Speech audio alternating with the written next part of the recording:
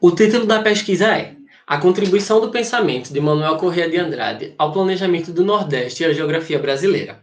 Pesquisa desenvolvida pelo discente de Geografia Rômulo Rodrigues Barbosa, sob orientação do professor doutor Cláudio Biratã Gonçalves.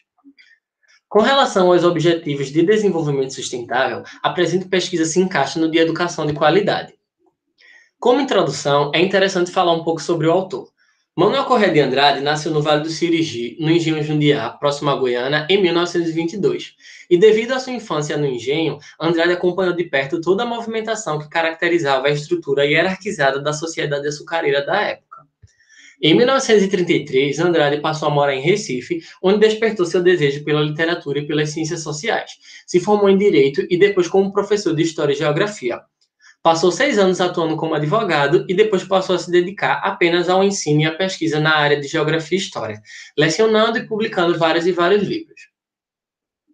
Como objetivo, tivemos compreender as circunstâncias que levaram o autor a escrever e publicar A Terra Rumo no Nordeste, analisar a obra com enfoque no conceito de região, suas propostas e aplicações, observando a importância da área estudada no espaço agrário para a compreensão da formação territorial brasileira e analisar o diálogo entre a obra e o contexto político da questão agrária brasileira na década de 60.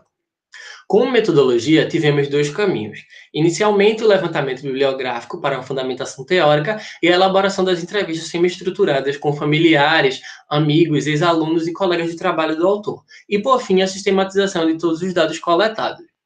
Resultados de discussão.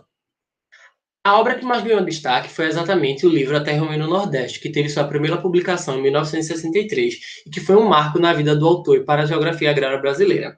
Consequentemente a isso, tal publicação levou o autor a ser perseguido, contestado, condenado e exilado. Esse livro, ele vinha apresentando um método crítico de análise, que fugia da normalidade de trabalhar a geografia agrária apenas com aspectos naturais ou que envolvia a localização.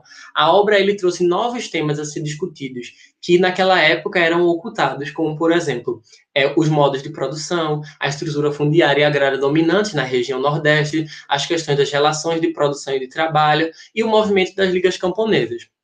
Naquela época, os estudos sobre as consequências geradas por esse sistema agrário latifundiário eram vistos como inovadores e preocupavam os detentores do poder oligárquico, já que após esses estudos era revelado, dessa vez, cientificamente falando, a realidade social e produtiva do Nordeste, já que ela estava escancarada em artigos, em jornais, em noticiários e em livros.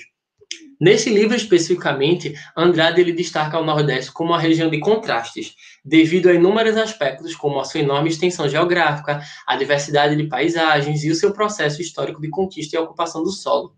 Toda essa diversidade ambiental, socioeconômica e cultural da região. Andrade ele procurou destrinchar as relações homem-natureza, especificamente as relações sociais e políticas que predominavam em cada uma das sub-regiões geográficas que compreendiam o Nordeste da época.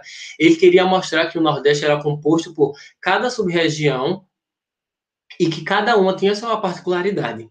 Nessa obra em específico, o autor começa a caracterizar o Nordeste como região natural e, no decorrer da obra, ele vai interrelacionando com o desenvolvimento dos aspectos históricos, aspectos sociais e políticos, sendo esse o objetivo do autor, que vejamos o Nordeste com toda a sua potencialidade e particularidade de cada sub-região.